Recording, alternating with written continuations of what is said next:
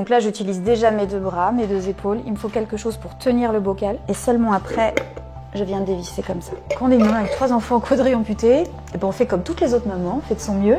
Alors le téléphone, je le prends comme ça.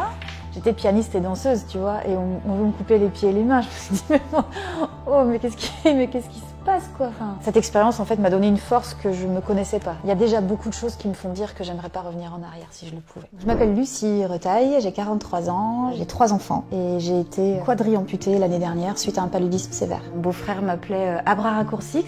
On me disait beaucoup au début, pas de bras, pas de chocolat. Je disais, mais les gars, j'ai mes bras en fait, j'ai juste pas de mains, pas de pieds, donc trouver autre chose, faut en rire, sinon c'est pas marrant quoi. J'avais un conjoint gabonais et on voulait aller voir son pays. On passe un mois là-bas et début mars on rentre en France. J'ai fait plusieurs malaises et donc là je demande à une interne est-ce que c'est grave et elle me dit oui c'est grave. Tu vois ça c'est mes prothèses de main, je la commande avec les muscles de mes bras. Vous avez attrapé un paludisme sévère, vos poumons risque de s'arrêter dans les heures à venir. Et si ça atteint le cerveau, c'est la mort.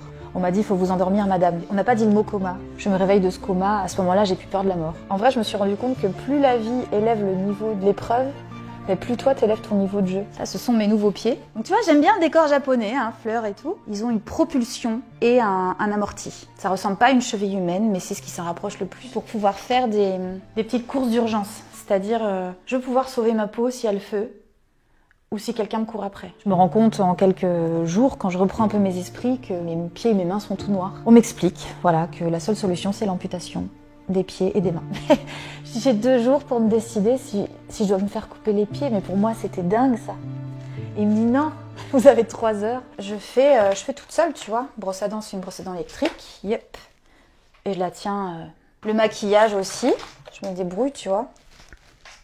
Et c'est comme s'il y a eu à ce moment-là une sorte d'accord à ça. Si c'est ça que ça veut, si c'est ça qui est voulu pour moi, alors d'accord. Le hasard ou je ne sais quoi a fait que je me suis fait opérer la veille de mon 42e anniversaire. Donc je me suis réveillée en salle de réveil le jour de mon anniversaire.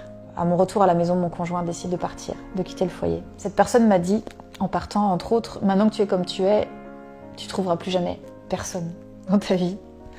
Donc je suis ravie de le faire mentir aujourd'hui parce que ça ne prend pas le chemin. Donc voilà, ça c'est pour cuisiner. Pour manger, j'utilise ce truc-là. Je mets mon bras dedans et...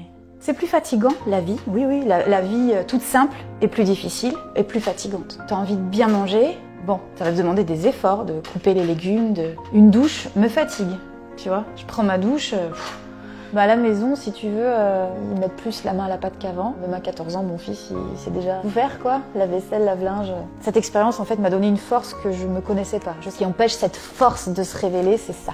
J'avais peur d'échouer, j'avais peur de perdre la face devant les gens, j'avais peur d'être jugée. Mais cette vraie limite-là, elle te montre que toutes les limites que tu prétendais avant, c'était du bullshit en bas. Donc ça t'ouvre une perspective sur le monde, sur ta vie. En fait, tu te dis, mais tout est possible. Je fais de la danse à genoux aujourd'hui. On me demande de danser pour la Women's Cup de rugby fauteuil. J'ai fait un petit défilé de mode en lame. Je me suis éclatée à faire ce truc-là. Il y a le discours pour les JO, voilà. Donc il se passe des tas de choses qui se seraient jamais passées avant. Donc je suis encore en arrêt maladie.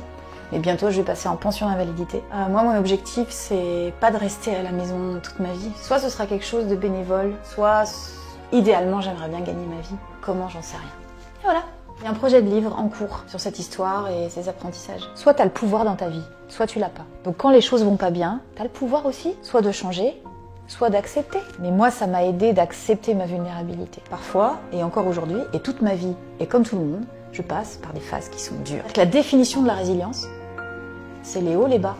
C'est savoir surfer, c'est avoir le courage d'accepter l'ensemble du processus. Mais en vrai, il y a énormément de personnes en situation de handicap qui souffrent, mais il y en a aussi énormément qui te diraient la même chose que ce que je vais te dire, c'est-à-dire que je ne reviendrai pas en arrière.